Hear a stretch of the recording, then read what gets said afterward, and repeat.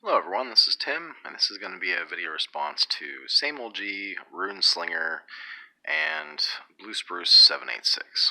And I have my AD&D Player's Handbook with me, because I was just tinkering on character sheets. So, I'm going to be playing an Assassin for the first time, after playing a Dwarf Cleric, so it's going to be interesting to change gears like that. But to start my response, I wanted to define coherence, which is the quality of being logical and consistent, and also another definition is the quality of forming a unified whole. And I don't know why I needed to have that term sort of defined first before I made this response. I listened to Sameoldji, and I'm glad that he's back. I'll put a link down below to his video and Runeslinger's video, and also Bluespruce's video. But it's good to see the RPG Hobo making video responses again. It's prompted me to make this response. So that's cool. So they were talking a lot about prompts.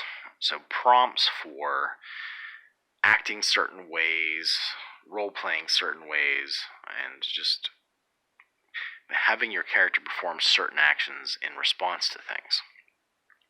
This made me think of AD&D, actually. So in the race descriptions, there are various behaviors and assumptions in sort of like a vague AD&D setting, based on the rules.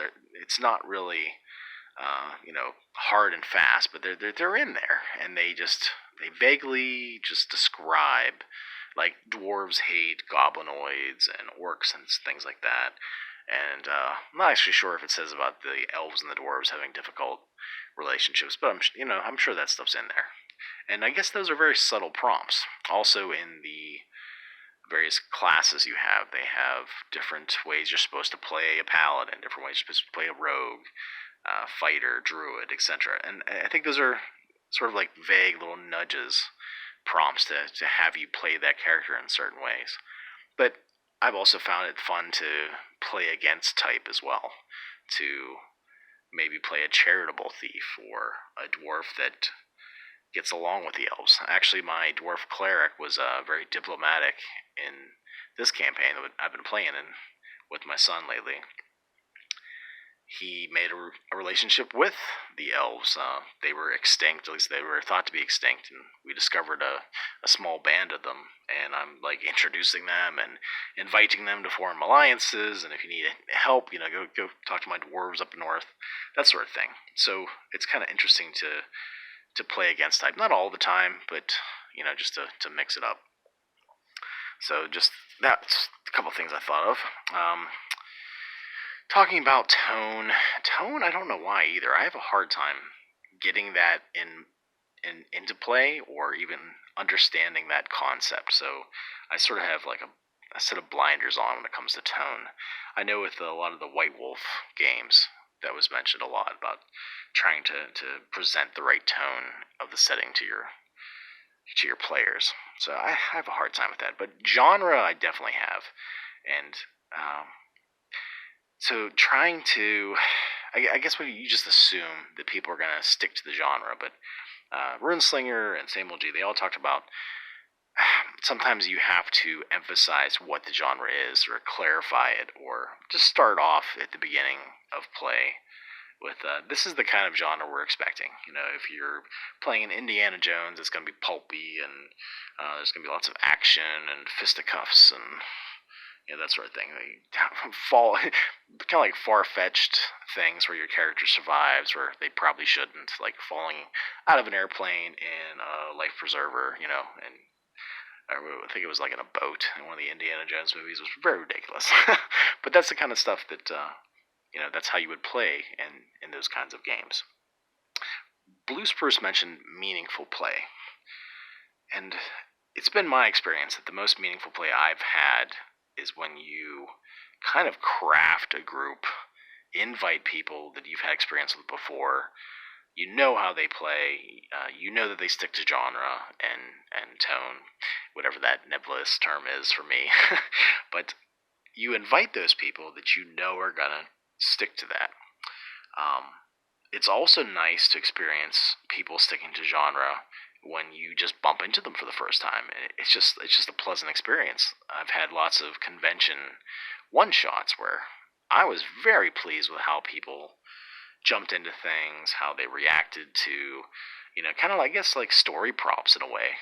There's the things that were presented to them and how they reacted to those, which those prompts from the GM should also, have that certain tone, have that genre expectations just laced and dripping off each word.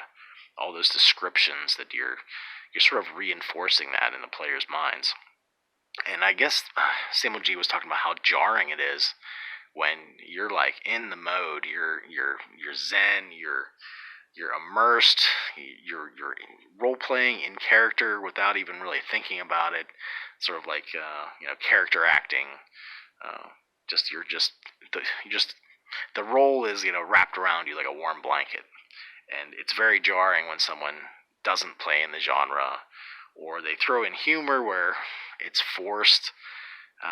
It's just awkward. There's those moments, like, they're not, I guess for some people they're like game ending, but for me it's just not a pleasant experience. And if there's too many of them, I might find another group, or maybe invite different players the next time I run a game. But yeah, I'm kind of all over the place. I like when prompts are just more of small nudges than like pulling one arm behind your back. So I tend to be more like the less mechanically minded type of player. More from the character perspective, things that make sense for the character. And I'll give you an example here. I was playing a dwarf cleric, and I had just spent like 3 hours last week revising his spell lists to closer align with his god, like the spheres of influence or domains, So I put a lot of energy and effort into this character, and then I got into the next session, and one of the other characters, and I guess this was the player's decision, did something that was so antithetical to the cleric's worldview that I really couldn't find a way for that character to still adventure with that player character. Basically, like, this wizard was talking to a lich that we had been trying to fight for like 20 sessions, and my cleric was just like, there's no way in hell I'm ever going to play with you ever again, you know what I mean? Like, or I'm ever going to adventure with you ever again. So I retired that cleric character, and it surprised the DM. It actually surprised me. I hadn't planned for that, but the actions, in the world, in the setting, have consequences. So that made sense to me. That was coherent for me, for my character to just walk away into the sunset and retire. So yeah, what do you guys have? Or what thoughts do you have on this topic? I know a lot of people assume that everyone's going to be on the same page, but you have to work that out and hash out all the details. Yeah. So, I guess to sum this up, I'm less mechanically minded. I'm more from a player character approach to things. I do like little nudges, though. If there are mechanics, the ones that the player has some input on when they first choose them, or when they first make their character, things that they pick, I think I'm more likely to appreciate. All right, everyone, that's it. I'll talk to you later.